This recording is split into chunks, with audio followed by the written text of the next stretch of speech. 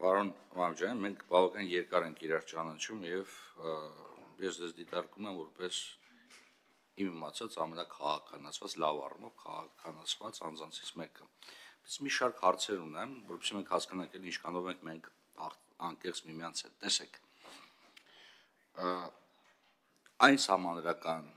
կարգը, որի շրջանակներում մենք քննարկում ենք այս նախագիծը, 2015 թվականի համանրական փոփոխությունների հետևանքն է։ 2015 թվականի համանրական փոփոխությունները դա հանրապետական կուսակցության կողմից ըստ էության եւ նրա առաջնորդությամբ իրականացված բարեփոխումների արդյունք է։ Եվ հարց առաջին համանրական կարգում նախատեսվել է հետեւյալը, որ վարչապետի դեստրուկտիվ վոտում անվստահության չպետք է լինի։ Վոտումը միշտ պետք է լինի կոնստրուկտիվ։ Ինչ է սա նշանակում։ Սա նշանակում է, որ եթե մենք ուզում ենք վարչապետին անվստահություն հայտնենք, մենք պետք է ունենանք եւ ներկայացնենք վարչապետի տեխնացու։ Չկա տեխնացու, չկա վոտում, այս տրամաբանությունն է։ Հիմա հարց, չկա չէ տեխնացու։ Ասեք էլի, ասեք հիմա մարդիկ էլ իմանան, էլի որտեվ ճիշտ ասած առնվազն ես մի քանի տեխնացու գիտեմ, մեկն էլ ամեն օր ասում է այդ տեխնացու չունեք, ես կլինեմ, դեմ ասեք, որ մենք էլ իմանանք։ Երկրորդը, ուզեմ անդրադառնամ, ելի եմ ասում, լավ իմաստով, խնդրում եմ սա որևիցե եղանակով, հեգնանքով արտահայտություն չդիտարկեք, ես ձեզ համարում եմ իրոք լավ առումով շատ քաղաքականացված անձ, որը միշտ պրագմատիկ հայացքներով է հանդես եկել, պրագմատիկ։ Մենք նաև իրար հետ միջխորհրդարանական հարթակներում ենք շատ դեպքերում հանդես գալիս։ Տեսեք, ընտրությունների, հերթական ընտրությունների մնացել է մի քանի ամիս։ Եվ ցանկացած եվրոպական երկրում, ժողովրդավարական երկրում, ցանկացած նորմալ քաղաքական ուժ պետք է իր ջանքերը կենտրոնացնի հերթական ընտրություններին պատրաստելու վրա։ Հիմա այս ամենը ինչին է ուղղված։ Երրորդ, ելի եմ ասում, պրագմատիզմին է վերադառնում։ Տեսեք, որպեսզի այս հայտարարությունը հասկանալի լինի, ձևակերպումներն էլ պետք է հստակ լինեն։ Օրինակ, տեսեք, ձևակերպումներ կա, որոնք արդյոք որոշակիորեն բացի էմոցիոնալ դաշտից որոշակի գնահատական ունեն։ Կեղծավորությունը, որն առնակ քաղաքական կեղծավորությունը։ Այն արդյունքների զրոյացումը, որն այդ արդյունքները, որն են դրանց զրոյացումը։ Արկածախնդրություն, սա քաղաքական կատեգորիա, բացի էմոցիոնալ դաշտից, ես ուրիշ բան չեմ տեսնում։ Արկածախնդրություն եւ զիջում։ Հիմա ծաղկող կոռուպցիա։ Ծաղկող կոռուպցիան, օրինակ, կոռուպցիայից ինչու է տարբերում։ Համակարգված որ ասեք, համակարգային կա ծաղկողը որն է։ Ինչևէ, եւ սոցիալական հուսահատությունը։ Ձևակերպումները էմոցիոնալ են, էմոցիոնալ դաշտում իհարկե բաներ կառաջացնեն, բայց դա ամեն դեպքում։ Հաջորդ հարցը։ Տեսեք, ձեր զեկույցի մեխերից մեկը այնա, որ Հայաստանի ինքնիշխան տարածք հայտնվել են օկուպացիայի ներքո եւ միջոցներ չի ձեռնարկվում այդ օկուպացիան հաղթահարելու։ Եվ սա օրինակ հիմք է վարչապետի նկատմամբ որոշակի հարցադրումներ ներկայացնելու։ Եթե ճիշտ եմ հասկանում ձեր տրամաբանությունը, ապա խնդրում եմ պատասխանեք։ Մենք ունենք այս պայեդրությամբ միջուկային գերտերություն, որի տարածքի մի մասը գտնվում է պետության վերահսկողության ներքո։ Այս նույն տրամաբանությունը ձեր կարծիքով պետք է կիրառվի եւ նման հայտարարություն պետք է ներկայացվի նաեւ տվյալ երկրում, տվյալ ղեկավարի նկատմամբ։ Պարզապես հետաքրքիր է, էլի, իմանանք։ Մեկ էլ մի քիչ փորձեմ բանանամ, էլի, որ այս ազգային միասնության անցումային կառավարությունը նախատեսում է վերականգնել հանրային համերաշխության մթնոլորտը։ Հանրային համերաշխության մթնոլորտը, օրինակ, վերաբերում է նաև քաղաքացիական պայմանագիր խմբակցությանը, քաղաքացիական պայմանագիր կուսակցության հետևորդներին եւ մեզ բոլորիս։ Խնդրեմ։ Շնորհակալություն, վերջից գնամ։ Այո։ Դուք ի տարբերություն ձեր ֆրակցիայի, քանի դուք ինձ կոմպլիմենտներ արեցիք, ես էլ ձեզ անում։ Դուք ի տարբերություն ձեր ֆրակցիայի եւ քաղաքական ուժի զգալի հատվածից կարդացած պիտի լինեք Օրվել։ Այնտեղ մի շատ վտանգավոր եւ վատ նախադասություն կա, հավասար են, բայց որոշները ավելի հավասար են։ Հիմա ես բացարձակ դրան չակնարկելով, Պարոն Մամիջան, շատ եմ խնդրում, էլի, եթե մենք հիմա կարողանանք բան հասկացնենք, բառը մոռացա, survey, հետազոտություն, էլի, հարցում։ կարող է ստացվի, որ ավելի շատ մեր ֆրակցիայում ենք արտացել, քան այլ ֆրակցիաներում։ Խնդրում եմ, էլի։ Զատո բոլորս ապրում ենք անասնաֆերմայում, այնպես որ նորմալ է։ Ձևակերպումներ անենք, որոնք վիրավորական բնույթ չեն կրում, էլի։ Անասնաֆերմա չկարդալը վիրավորական բնույթ չի կրում։ Բայց լավ։ Այո, իհարկե վերաբերվում է քաղաքացիական պայմանագրի անդամներին եւ падգամավորներին, մանավանդ այն падգամավորներին, ովքեր կմիանան վարչապետին, ժողովուրդ կամեդի կլաբի նիստերն, որոնք կմիանան վարչապետի անվստահության, գիտեք Տիկին Ջուլհակյան, եթե ձեզ 10 տարի առաջ մեր NDI-ում օրինակ հանդիպումների ժամանակ մեկը ասել, որ դուք պետաիրավական հանձնաժողովի փոխնախագահն եք, այն ժամանակ էլ կարողա ծիծաղայիք, որտեղ այն ժամանակ էլ դա լուրջ չէր։ Հիմա վերադառնանք կառուցողական աշխատանքային մթնոլորտին։ Բոլորը համոզվեցին, եթե մինչև հիմա համոզված չէին, որ ես այն մյուս ձևով եմ կարողանում աշխատել։ Մենք բոլորս էլ այդ ձևով ենք, խնդրեմ։ Հիմա դրա համար էի ասում, ավելի շատ կվերաբերվի նրանց, ովքեր որ միանան։ Գիտեք, այդ հարցը շատ աննորմալ է հնչում մի քաղաքական ուժի ներկայացուցչի կողմից, իսկ դուք վերջերս հիշեցրել եք մամուլին, որ վաղուց կուսակցական եք, որի այն ժամանակվա քաղաքապետի թեկնածուն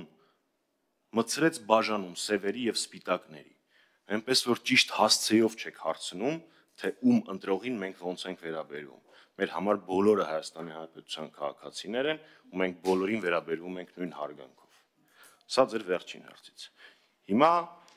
հետ գնանք։ Երբ որ դուք հարցնում էիք, թե այլ երկրների, ես այլ երկրի ազգային ժողովի падգամավոր չեմ։ Ես պատասխանատու եւ հաշվետու եմ Հայաստանի Հանրապետության քաղաքացիների առջև։ Ուստի ձեր հարցին, թեպետ զուգահեռը խոզի եւ տուրնիկի տրամաբանության մեջ էր, որովհետեւ զուգահեռներ առհասարակ չկան։ Չեմ ուզում նորից կարգավիճակը հաշվի առնելով բացատրել, թե ինչի զուգահեռներ չկան, բայց չկան զուգահեռներ ձեր նշած պետության միջազգայինորեն ընդունված տարածքների օկուպացիայի եւ մեր բացարձակ չկան, էլի։ Մեր քաղաքացիների համար ասեմ, որ պարոն Վարդանյանը, ինչքանով ես հասկացա, զուգահեռ էր տանում Ռուսաստանի Դաշնության որոշ տարածքների օկուպացիայի, որ միջուկային տերության հետ էի։ Չէ։ Հա, լավ։ Մի ինչ որ հիպոթետիկ Ասում ակոմպադում ունի։ Հա, լավ։ Հա, ինչ որ հիպոթետիկ միջուկային տերության մասին էր։ Շատ։ Հիմա անդրադառնալով ձևակերպումներին, սա իրավական փաստաթուղթ է այնքանով, որքանով արժեհայտարարություն է։ Արժեհայտարարությունը առաջին հերթին քաղաքական փաստաթուղթ է։ Քաղաքական փաստաթղթի մեջ ձեր նշած ձևակերպումները ամբողջովին ընդունելի են։ Բայց հիմա քանի որ դուք դրա առիթը տվեցիք, ես հատ-առհատ դրանցից յուրաքանչյուրը կբացատրեմ։ Ինչպես ստեղ ինչ բան եմ նշել, որ չեմ կարողանում հասկանալ ձեռագիրս։ Կեղծավորություն ասելով ինչ նկատի ունենք։ Ասեմ, կեղծավորություն ասելով նկատի ունեմ մուրճը ձեռքին Հայաստանի Հանրապետության մարզերը եւ քաղաքները շրջելը, խոստանալը, որ Հադրութը ու Շուշին դեօկուպացնելու է, խոստանալ, որ Լեռնային Ղարաբաղի հակամարտությունը կարգավորելու է 3 հիմնարար սկզբունքների հիման վրա, Ժորժ ջան, դա ձեր նախընտրական ծրագրում ա գրած, հետո էլ ձեր կառավարության ծրագրում ա գրած, որը դուք ընդունել եք, չգիտեմ, կարդացել նոր եք ընդունել, թե առանց կարդալու, բայց ընդունել եք։ Ես չեմ ընդունել դա։ Այնպես որ իմ նկատմամբ այդ հարցերը մի տվեք։ Ու այստեղից առաջանում է պարզ հարց, եթե նշված անձը էլի մուրճը ձեռքին, բայց պատտվեր Հայաստանի մարզերով ու ասել ժողովուրդ, ես հանձնելու եմ Արցախը, մենք ունենալու ենք 140,000-ին մոտ բռնի տեղահանվածներ տարբեր ժամանակահատվածներում, ճանաչելու եմ Արցախը Ադրբեջանի կազմում եւ այլն եւ այլն եւ այլն, տենամ քանի ձայներ հավաքելու, այդ դա է կոչվում կեղծավորություն, պարոն Վարդանյան, զրոյացնելը օրինակ Վիեննա Սանկտ Պետերբուրգի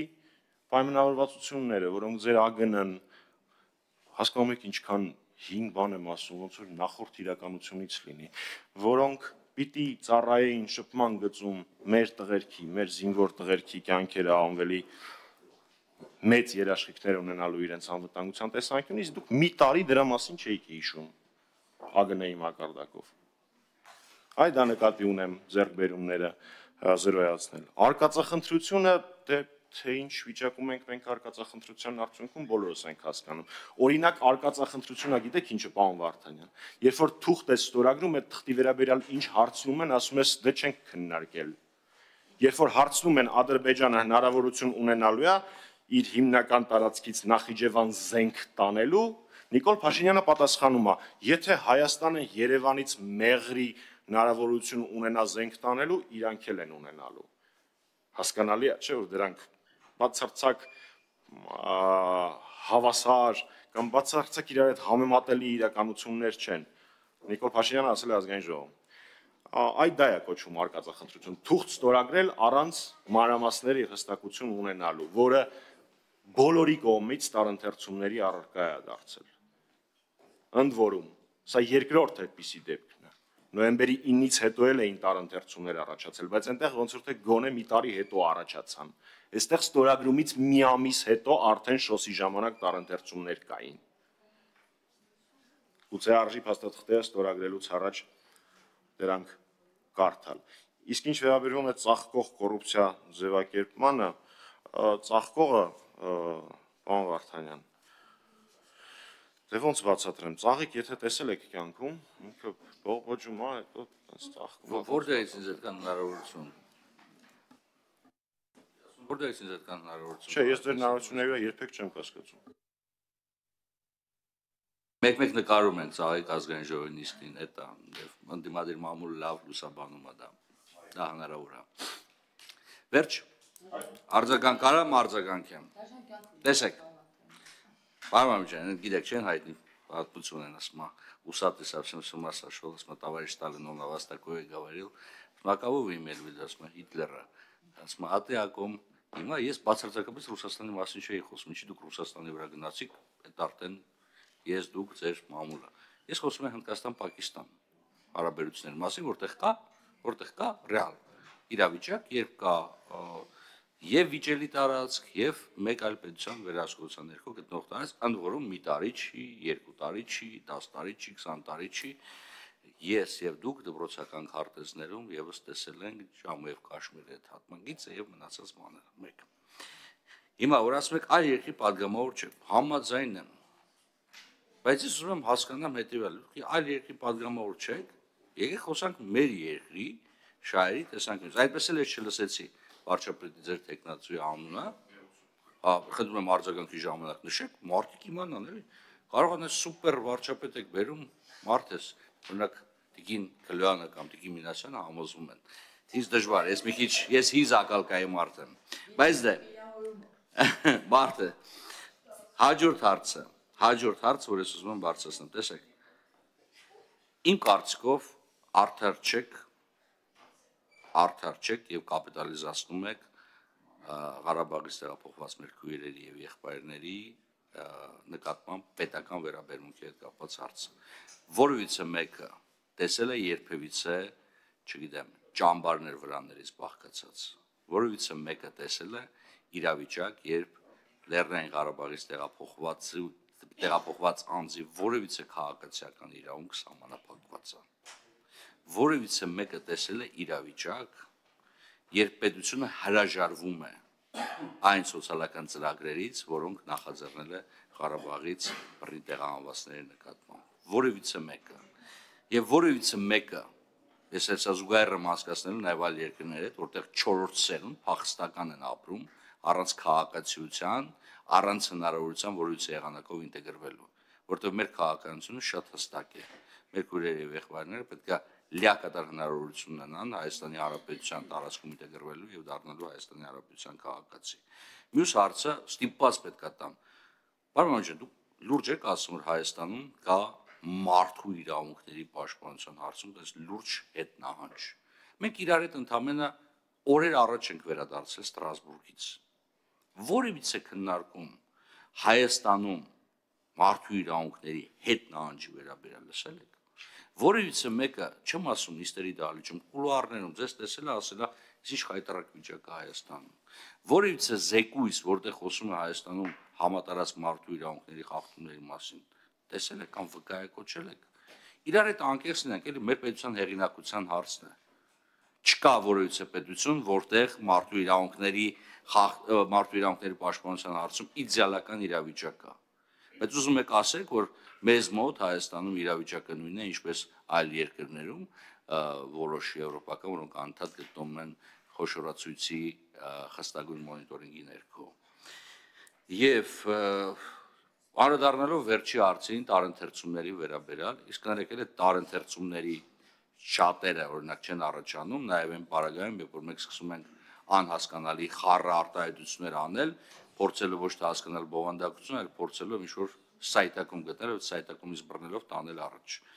Որովհետև իմ համար շատ հստակ է, եթե մենք օգտագործելու ենք reciprocal կամ reciprocity ռեժիմը, այսինքն փոխադարձության ռեժիմը, փոխադարձության սկզբունքը պետք է կիրառվի երկու կողմերի նկատմամբ։ Եվ այդ փոխադարձությունն է միջազգային իրավունքում միջպետական երկկողմ հարաբերությունների հենքը։ Բայց սկսենք երևի թե ամենակարևորից, պարոն Մամեջյան, եթե թույլ տաք, ով է վարչապետի տեխնացում։ Շնորհակալություն, պարոն Վարդանյան։ Այն կետը, որ գրել է եւ ձեռագիրս չի հարցկանում, հենց այդ հարցի պատասխանն է։ Զարմանալի է, պարոն Վարդանյան, ես վստահ եմ, որ դուք գիտեք, թե ով է վարչապետի տեխնացում, բայց ես չեմ զլանա եւս մեկ անգամ մեծ սիրով կասեմ, որ մեր վարչապետի տեխնացում Դավիթ Համբարձումյանն է։ Մասիս խոշորացված համայնքի ժողովրդ նստածներից կեսդ ինտերվյու եք տվել դրա մասին, հիմա զարմանքները մի արեք։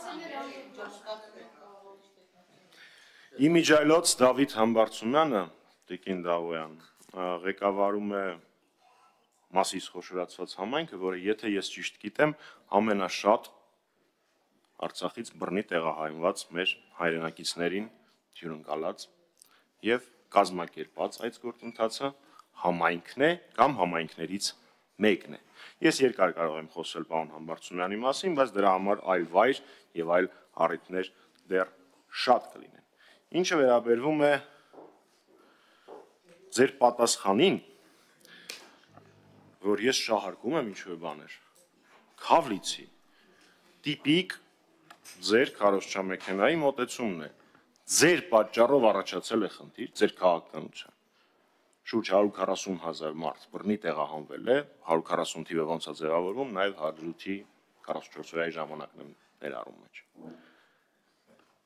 Հետո ասեք, տեսեք ինչ լավ լուծեցինք այդ խնդիրը։